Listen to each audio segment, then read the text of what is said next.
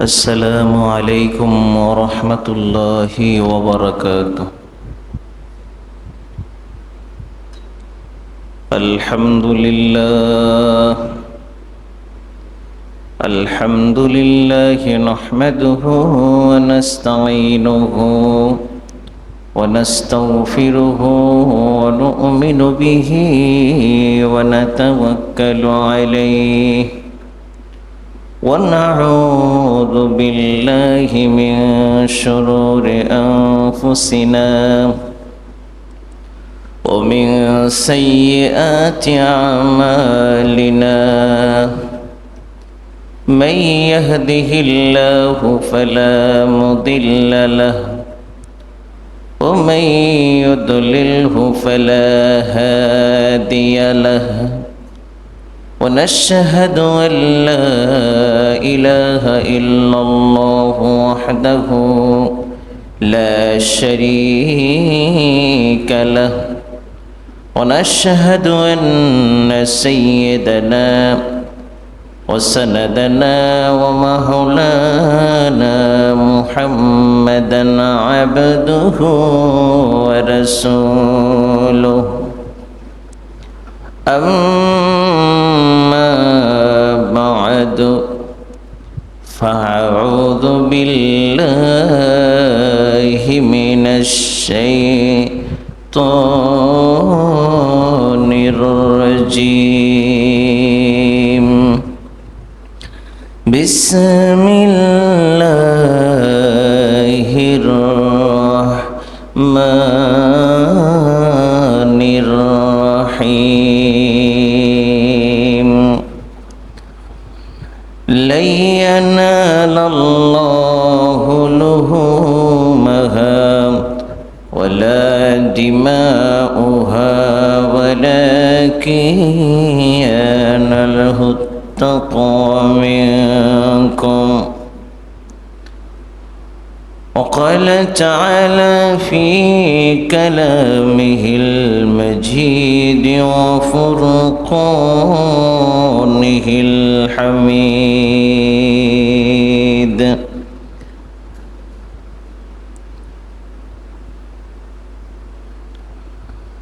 رب هب لي من الصالحين.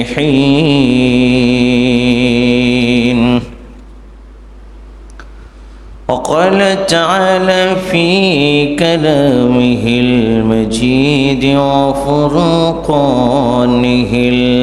الحميد. قال يا أبت افعل ما تؤمر ستجدني إن شاء الله من الصابرين. وقال النبي صلى الله عليه وسلم من صلى عليها واحدا صلى الله عليه وسلم عشرا. إن الله وملائكته يصلون على النبي يا أيها الذين آمنوا صلوا عليه وسلموا تسليما. اللهم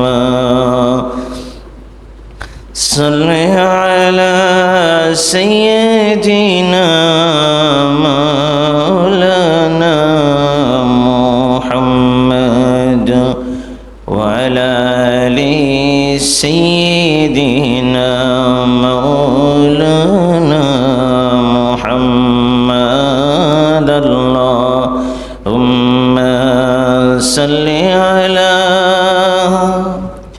سيدنا مولانا محمد وعلى آل سيدنا مولانا محمد شكر نعمت عزز كنات كفر نعمت أزبير كناد قادر قدرت داري بالكمال أنت ربي أنت حسبي ذو الجلال بلغ العلا بكماله كشف الدجى بجماله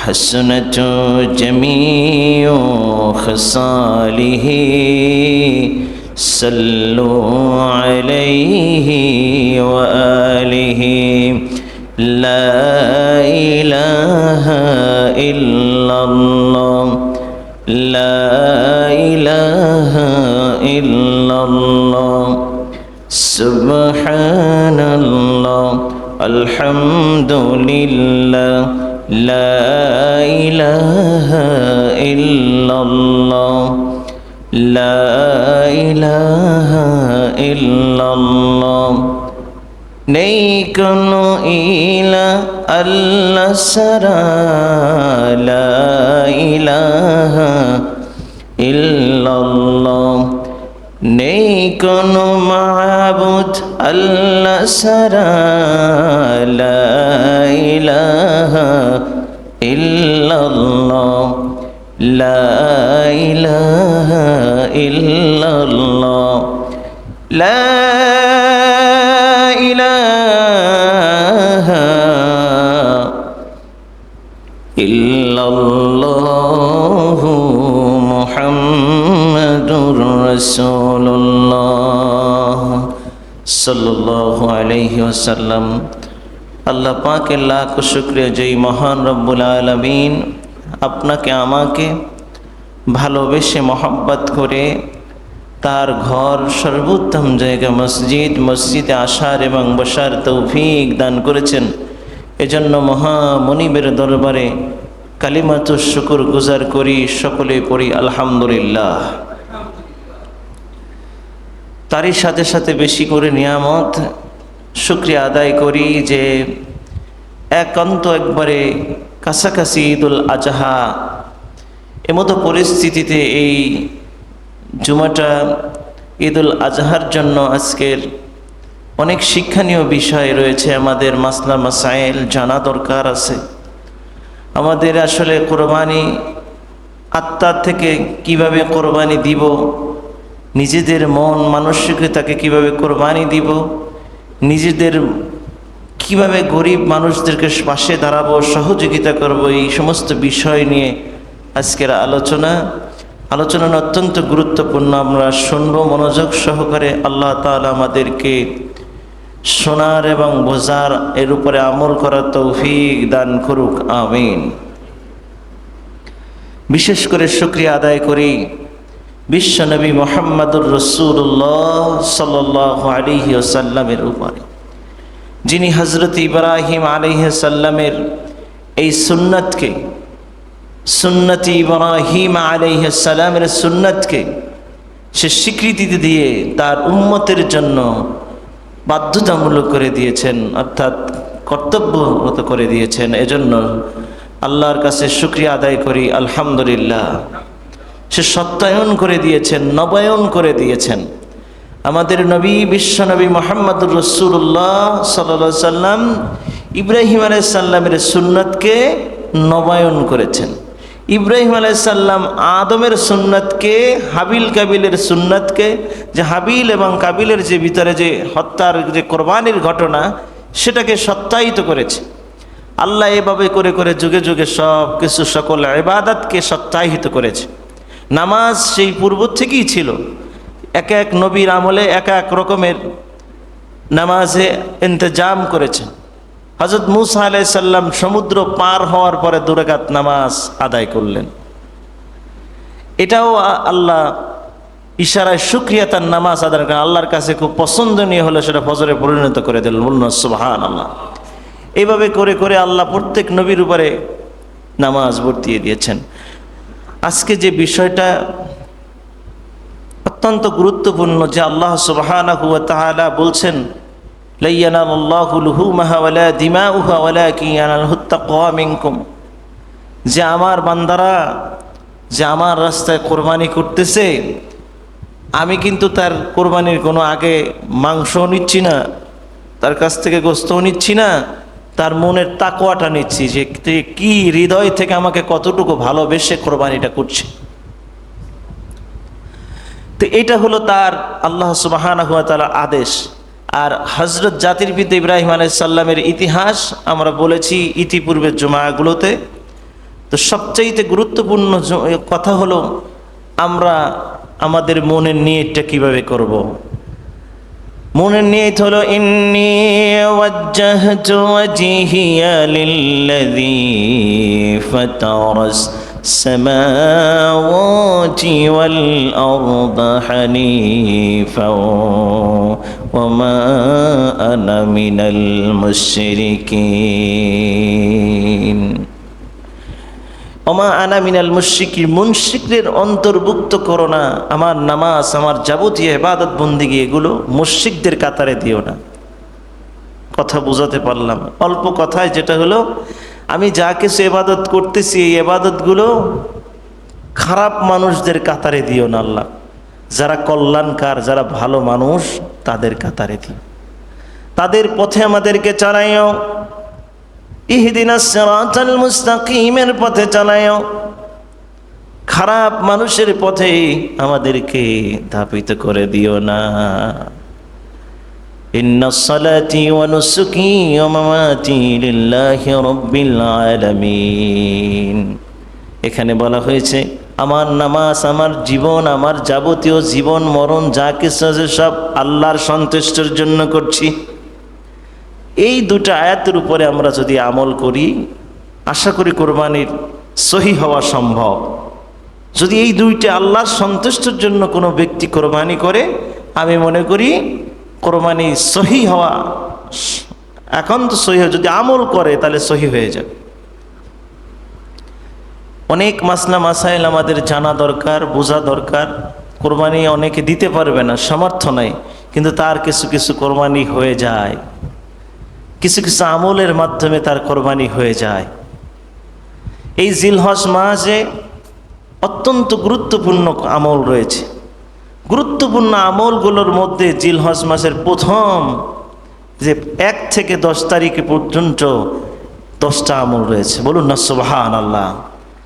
1 নম্বরে হলো আমরা যে গেল জুমায় বলেছি যে হাতের নখ, চুল যেগুলো যা আছে, আমরা এগুলো চাঁদ দেখার পরের থেকে একবারে কোরবানির রাত্রে, যে দিনকারে আমাদের কোরবানির রাত্রেও, আগামীকাল কোরবানি, আজকের রাত্রে আপনি এগুলা, যেরকম সৌদি আরব যখন কোরবানি শুরু হয় তখন আমাদের দিকটা লাগে, ওই দিন আপনি এগুলো কাটতে পারবেন।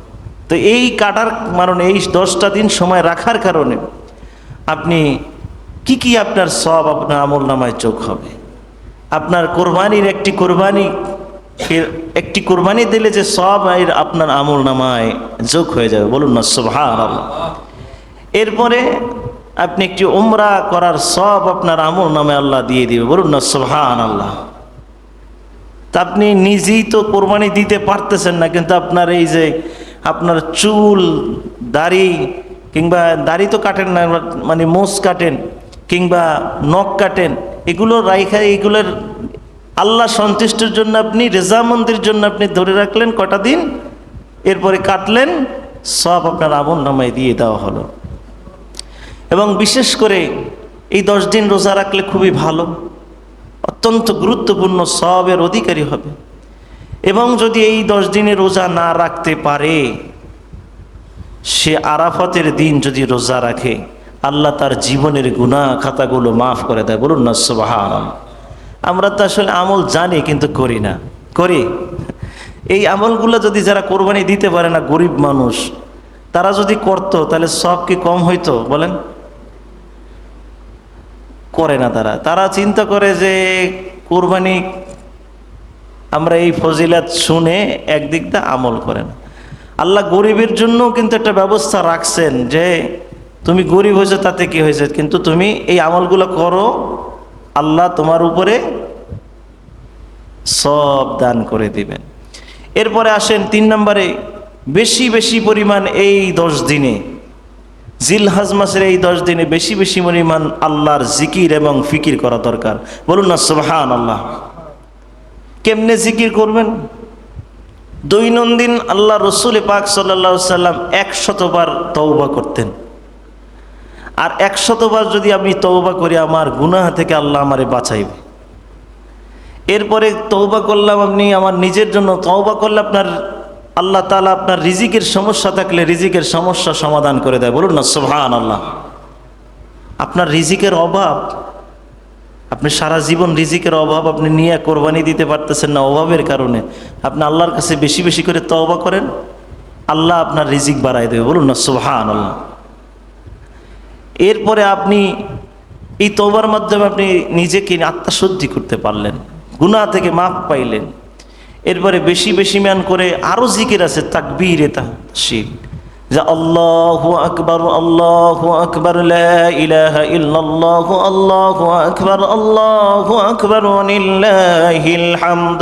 এই তাকবীরগুলো পড়তে 10 থেকে 1 থেকে 10 তারিখ পর্যন্ত আপনি পড়লে সব আপনার মনে সবসময় হাঁটতে চলতে ফিরতে আপনি পড়তে পারেন। এটা শুরু হবে এই 9 তারিখ থেকে, রবিবার থেকে 3 দিন তো আমরা এটা আমাদের পড়তেই হবে। আর এটা এছাড়াও আপনি আলী রাদিয়াল্লাহু তাআলা আনহু বাজারে গরু দুম্বা ক্রয় করতে যাওয়ার জন্য, খরিদ করার জন্য যায়, সে বাজারে বসে তাকবীর শুরু করে দিলেন। বলুন আল্লাহু আকবার লা ইলাহা ইল্লাল্লাহু আল্লাহু আকবার ওয়ালিল্লাহিল হামদ। তাকবীর গুলা এগুলো, লব্বাইক আল্লাহুম্মা লব্বাইক লা শারীকা লাকা লব্বাইক ইন্নাল হামদা ওয়ান নি'মাতা লাকা ওয়াল মুলক লা শারীকা লাকা লব্বাইক। ওখানে যারা হাজী সাহেবরা তাকবীর দিচ্ছে, ওই তাকবীরের সাথে এই তাকবীর ধ্বনি অ্যাড হয়ে যায়। বলুন না সুবহানাল্লাহ। সারা পৃথিবী আল্লাহ তাআলা সব ভূখণ্ডকে রাজত্ব করেন কে? আল্লাহ। এজন্য বেশি বেশি পরিমাণ আমরা 4 নম্বরে এই 10 দিন, প্রথম এই জিলহজ মাসের প্রথম 10 দিন আপনি বেশি বেশি তাকবীরের কথা বলা হয়েছে, তাকবীর পাঠ করার কথা বলা হয়েছে। এবার 5 নম্বরে এই 10 দিনে যত বেশি দান সদকা করা যায়, বলুন না সুবহানাল্লাহ, তার জীবনের সকল গুনাহ খাতা আল্লাহ মাফ করে দেয়। বলুন না সুবহানাল্লাহ। তো 1 নম্বরে পাইলাম আমি আরাফাতের ময়দানে রোজা রাখার কারণে কি হয়?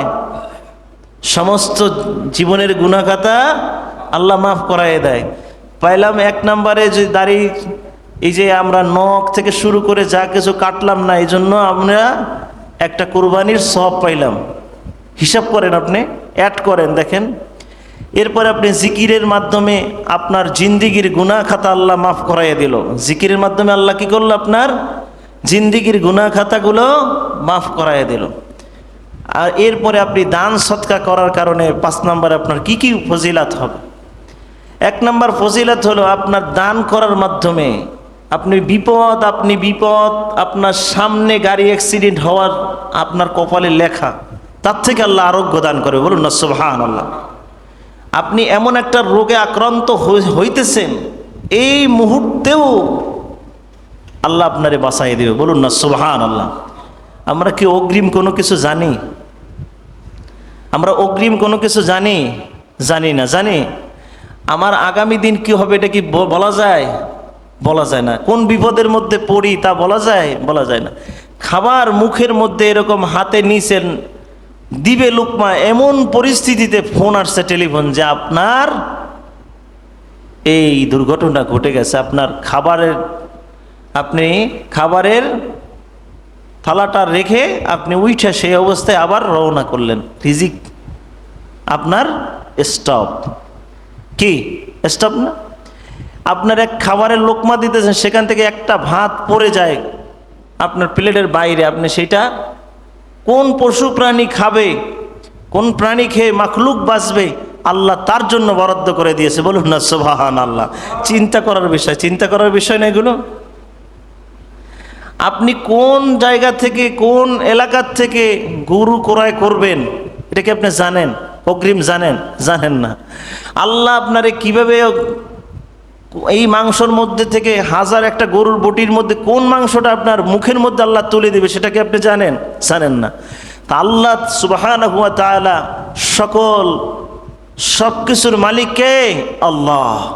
এই জন্য বিশেষ করে আমরা এই 10 দিন, জিলহজ মাসের প্রথম 10 দিন বেশি বেশি করে দান সদকা করব তো ইনশাআল্লাহ। দান সদকার মাধ্যমে বিপদ, মারাত্মক আরোগ্য থেকে আপনাকে আল্লাহ হেফাজত করবে। আপনি বাড়িতে রওনা দিছেন, গাড়ি অ্যাক্সিডেন্ট হওয়ার সম্ভাবনা আছে, হয়ে যাচ্ছে, এর মধ্যে থেকে অনেক মানুষের মধ্যে আল্লাহ আপনারে হেফাজত করবে। আমি আমার দেখা সহে লঞ্চ ডুবছে, আমাদের দক্ষিণ অঞ্চল বাড়ি। ছেলে সাঁতার কাটতে জানে না, বাবা সাঁতার কাটতে জানে, সব কিছুই জানে, কিন্তু বাবা আল্লাহ তারে লঞ্চ ডুবাইয়ে দিল, আর যে ছেলেটা সাঁতার কাটতে জানে না সেই ছেলেটাকে আল্লাহ বাঁচাইয়ে দিল। বলুন না সুবহানাল্লাহ। এটা মহান আল্লাহর কারিশমা। এই যে রানা প্লাজার ধসে পড়ছে, আপনাদের পূর্বের ঘটনা বলি, সেখানে 2-1 দিন পরেও অনেক মানুষ বের করা হয়েছে, উদ্ধার করা হয়েছে। কই আল্লাহ তাদেরকে বাঁচাইয়া রাখছে কি না? অনেক মানুষ পঙ্গুত্ব হয়েছে, জীবন শেষ হয়ে গেছে, কিন্তু এর মধ্যে তো 2-1 জন তো বেঁচে গেছে। আল্লাহ এইভাবে বাঁচাইতে পারেন। মহা বড় বিপদ থেকে আল্লাহ এই দান সদকার মাধ্যমে বাঁচাবেন। দান সদকার মাধ্যমে বড় বড় বিপদ থেকে আমাদের বাঁচাবেন।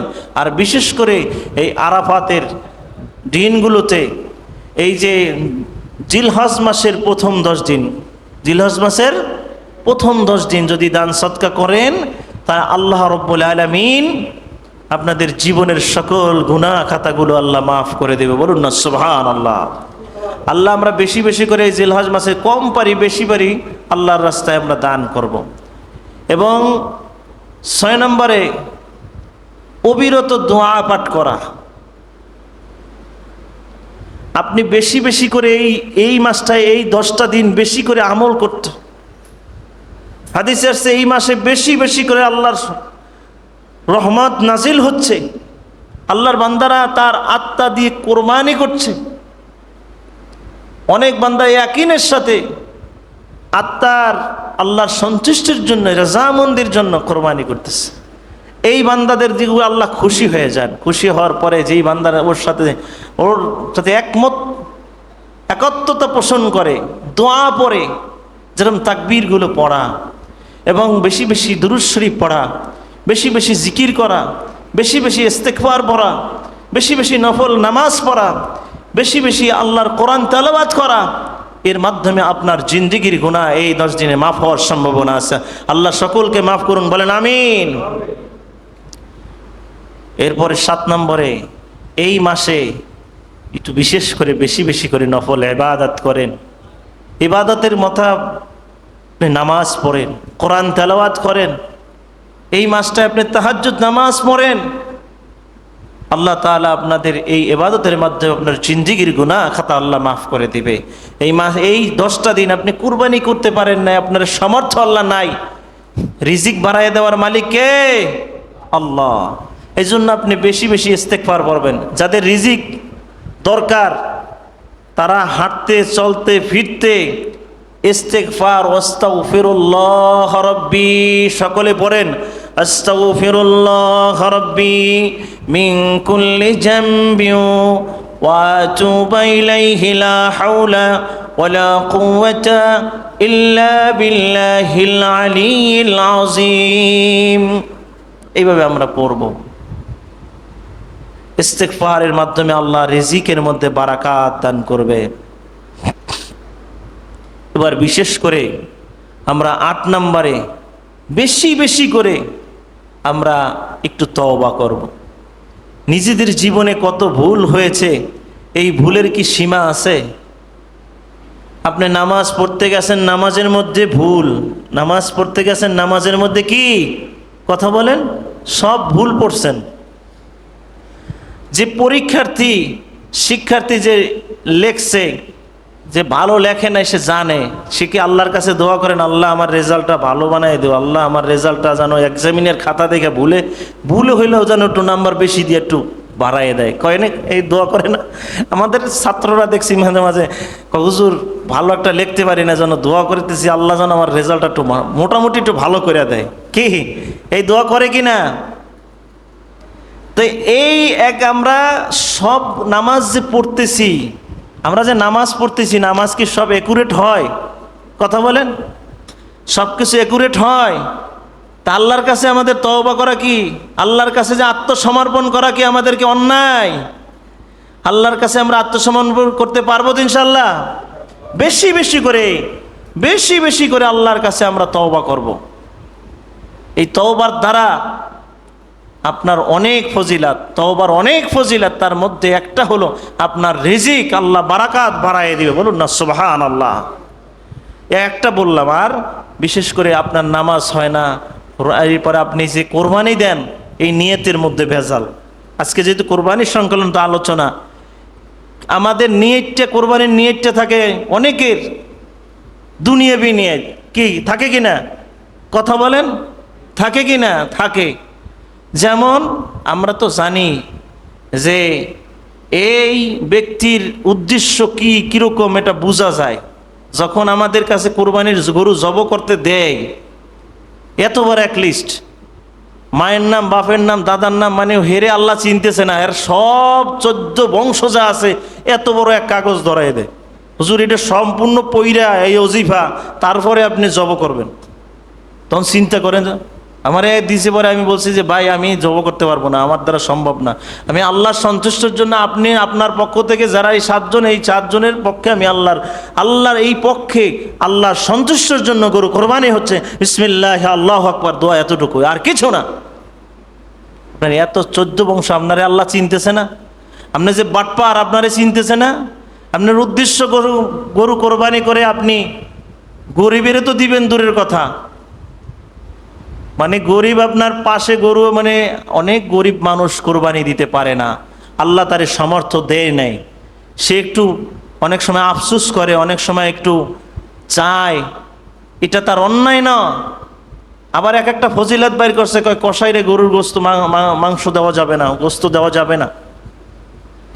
এটা আলেমরা বলছে এই ক্ষেত্রে, মাসালা বলছে এই ক্ষেত্রে, সেটা ক্লিয়ার করা দরকার। আপনি যে কোরআন পরে টাকা নেওয়া জায়েজ নাই, হ্যাঁ, এই ক্ষেত্রে আপনি আগে বুঝতে হবে। আপনি না বুঝে আপনি হুট করে বলে দিলেন, আপনি আপনার মতো করে আপনি মানে স্বার্থের জন্য আপনি বললেন।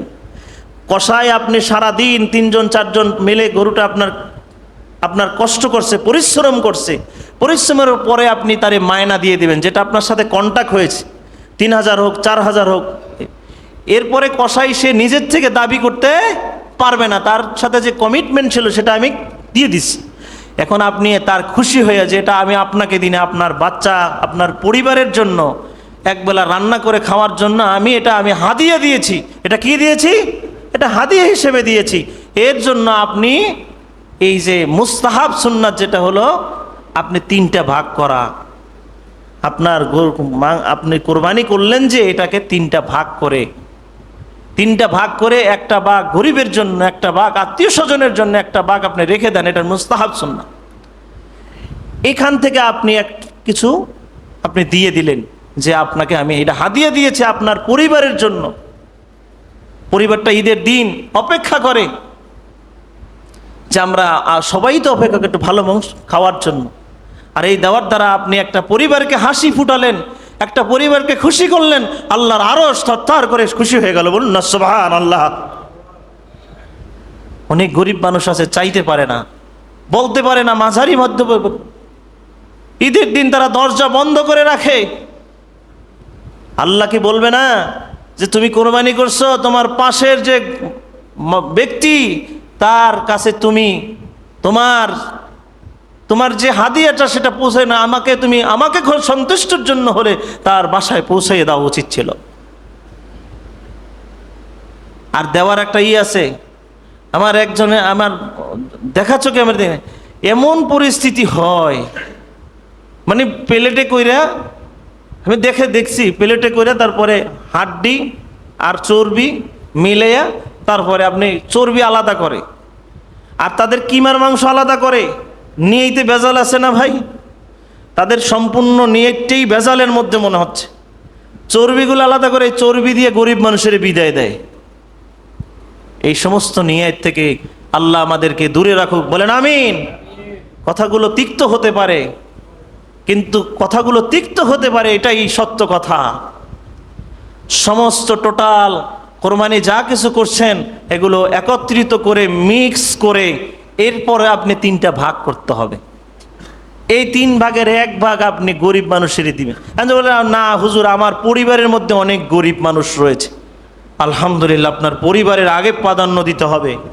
আপনি আপনার আত্মীয় স্বজনদেরকে আগে প্রাধান্য দিতে হবে। আপনার বন্ধু বান্ধব যারা আপনজন তাদেরকে আপনি আগে দিতে হবে। আপনি গরিব মানুষকে দিতে পারেন না, আপনি বকা দিতে পারবেন না। আপনি তারে দেন না, এজন্য ধাক্কা দিতে পারবেন না।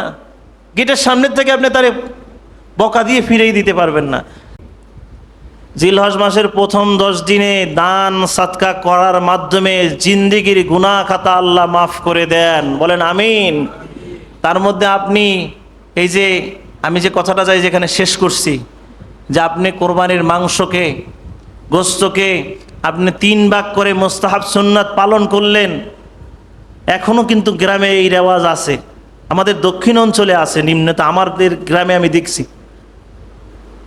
তো সেখানে 3 ভাগা করার পরে এখন কোথার থেকে যে এই মাসালাটা এই অনেক ধনী মানুষরা নিছে আমি জানি না।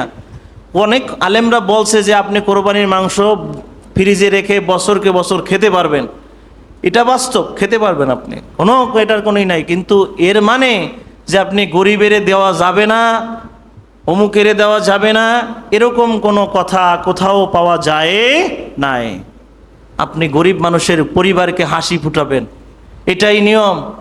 আপনি একা খুশি হবেন ঈদের দিন, আর আপনার পার্শ্ববর্তী গরিব, আপনার ভাড়াটিয়া, আপনার পাশে থাকে আপনার আত্মীয় স্বজন, তারা দরজা বন্ধ করে বাচ্চা নিয়ে ফুফাইয়া কানবে, মন খারাপ করে থাকবে। এটা আল্লাহর খুশির ঈদ। এইভাবে আল্লাহ করতে বলেন নাই কোনো মুমিনকে। উচিত, আমি দেখছি অনেক গরিব মানুষ ঈদের দিন তারা মুরগি কিনে জব করে। এটা খুব দুঃখজনক। করতে পারবে, জায়েজ আছে, কিন্তু আপনি কুরবানি করেছেন, আপনি তারে বলবেন যে একটু শেষ করেই ইনশাল্লাহ হাদিয়াটা রেডি করে আপনার সুন্দর করে প্যাকেট করে আপনি তার বাসায় যাইয়া নিজে আপনি ওমরের মতো, শাসকের মতো আচরণ করবেন। যে আল্লাহ আমারে সম্পদ দিয়েছে, এই সম্পদ আমি আমার ওমরের মতো আমার আচরণ থাকবে। আমি নিজে যাইয়া কারো দিও না, আমি নিজে যেয়ে তার দরজায় টাক দিয়ে সালাম দিয়ে আসসালামু আলাইকুম ভাইজান, আপনার জন্য একটু হাদিয়া নিয়ে আসছি। এই কথাটা বলার মাধ্যমে আপনি যতটুকু খুশি হলেন, আল্লাহ তার থেকে বেশি বেশি আপনার উপরে খুশি হয়ে গেল। বলুন না সুবহানাল্লাহ। করবো তো এরকম আমল। যেহেতু আমাদের এই কোরবানি আমরা যে যতটুকু পারি করতেছি। আল্লাহর অনেকেই কোরবানি করতেছেন, ভাগে কোরবানি করতেছেন, বুঝি কষ্ট হয়। কেউ 1টা দিচ্ছেন, কেউ 2টা দিচ্ছেন, কেউ দেওয়ার সমর্থ নাই। কিন্তু যে ব্যক্তির সমর্থ নাই তার কি মুখে হাসি ফুটানো দরকার আছে না? এবং বিশেষ করে আমরা একটা কথা, সবচাইতে কসাইকে আমরা মাংস দেওয়া যাবে না, এই কথাটা আমরা মাসালাটা এরকম না। আপনি কসাইয়ের সাথে কন্ট্যাক্ট আগেই করে নেবেন যে আপনাকে এই কয় টাকা দেওয়া হবে। কোনো কথা আপনি মার্কেটিং করলে আপনি কসাই চেঞ্জ করবেন, আগে ভাগে আপনি কসাই চেঞ্জ করে তাকে কাটার জন্য টাকাটা, যে এখানে আর কোনো কথা। আবার কসাই এরকমও বলতে পারে, স্যার আপনি একটু মাংস টাংস দিবেন, এই জন্য আমি কম টাকায় কম রেটে কাটছি না। ক্লিয়ার তো? না, আমি মাংস দিব কি দিব না সেটা আমার লগে তোমার কোনো চুক্তি না। চুক্তি হলো তুমি গরুটা সুন্দর করে কেটে দিবে, তোমাকে এই টাকা হাদিয়া দেব।